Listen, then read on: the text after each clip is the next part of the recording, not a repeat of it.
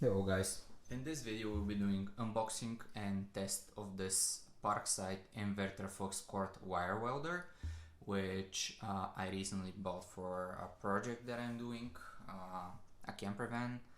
I'll be trying to weld some of the panels myself, and the bigger one I'll send to a body shop. Let's take a look at some of the basic features of this welder and then we're going to unbox it. So what we can see straight away is that it's adjustable from 25 to 120 amps. It has 4 meters of wire. This is basically how long is the power wire. It's welding without gas. It's using flux core.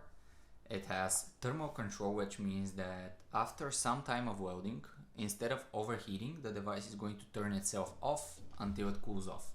Then you can continue to weld. It has just a single knob which adjusts, you can adjust the thickness of the material that you're welding, and it goes from 0.8 to 3 millimeters. But if you crank it all the way up to 3 millimeters, I think you can weld up to 5 or 6 millimeters steel without issues. After that, it's a no-go. We have included a welding mask, a hammer, and steel brush, so you can make your welds pretty. And we have some welding accessories such as welding tips, different size welding tips. And of course we have some flux core included in the box. Let's unbox it and see everything.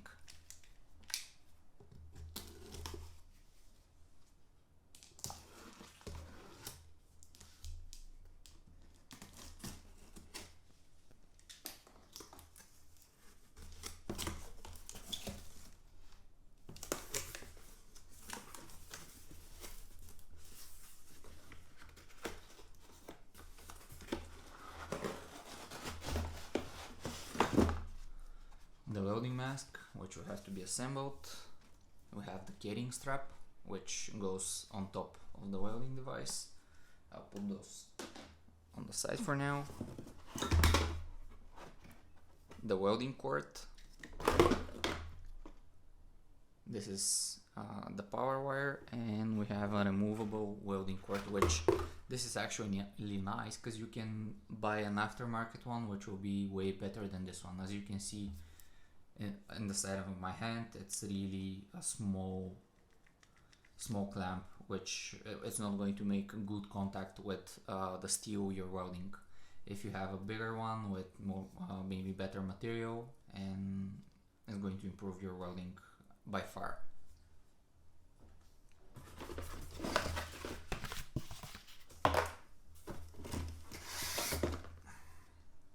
The steel brush with the hammer on the other side, it's a piece of junk. I have to say, it's a piece of junk. You don't need that. You can just throw it away and never look at it.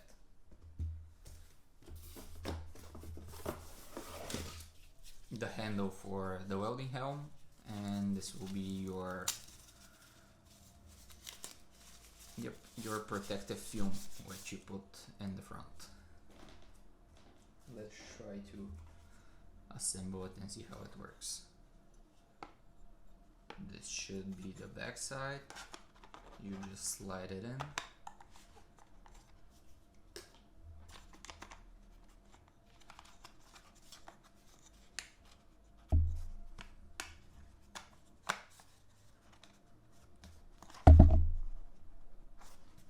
Which is proving to be quite difficult.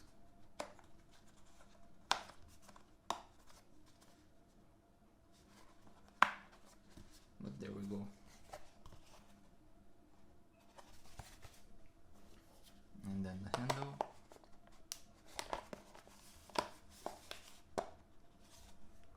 Like so.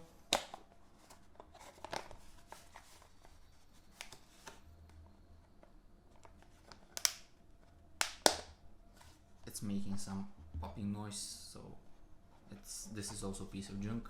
You don't need it. But let's say you don't have a helmet, you can use it for a while until you get one. And now the main star of the show.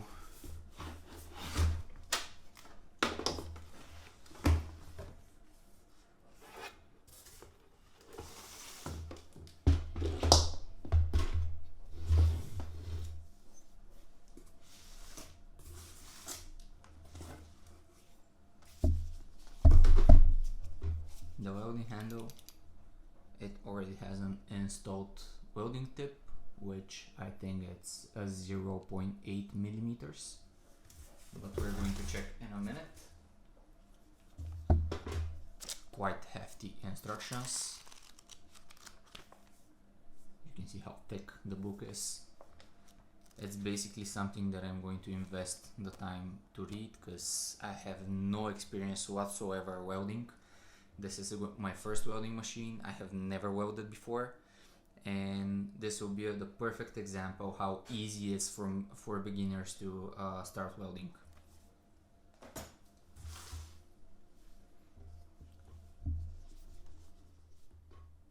The welding handle is permanently attached to the welding machine. You cannot replace it, or maybe a shop can, but I definitely don't have the knowledge to replace that. So let's hope it's sturdy enough. Remove that.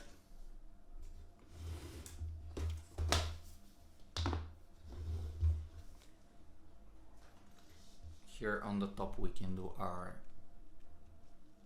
getting strap.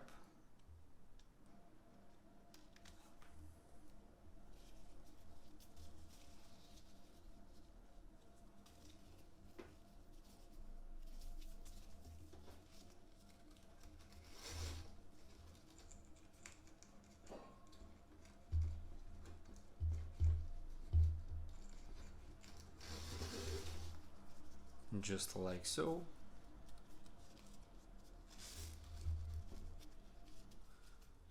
This makes it really convenient to carry it on your shoulder or simply use it as a handle.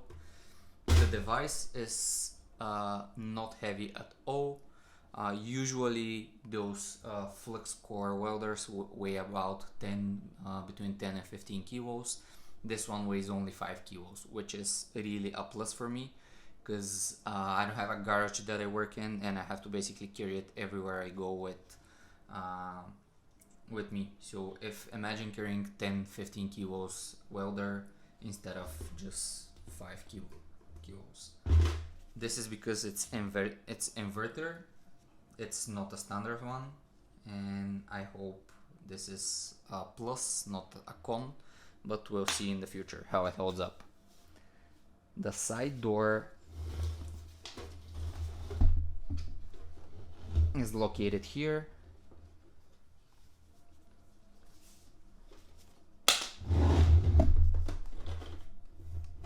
You press it up and open it. You are greeted by the welding tips. Let's see what we have.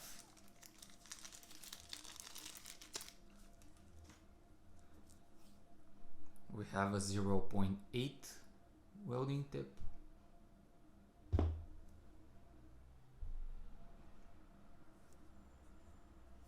We have 1 millimeter welding tip and 0.6. So that leaves it that the one that's mounted is 0.9. We don't have a place to store those tips, which is kind of a bummer, but it's no biggie. I can just carry them on a box or something, of course, if I don't break them.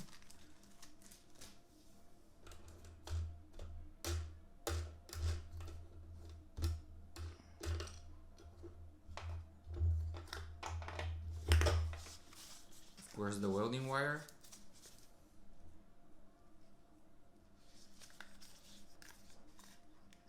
Which we can unbox right now.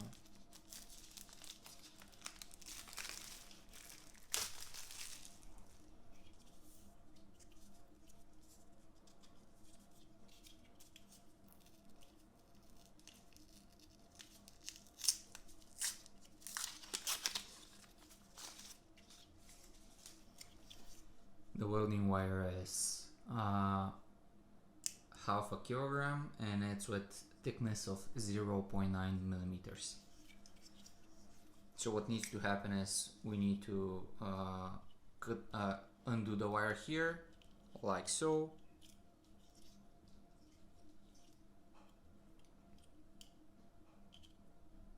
It kind of broke off, no biggie.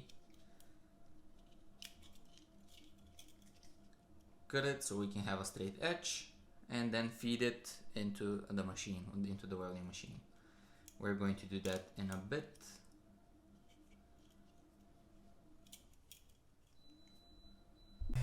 So as you can see, guys, I've just feeded the wire, I turn it on, and let's see how long it gets so it can come through here.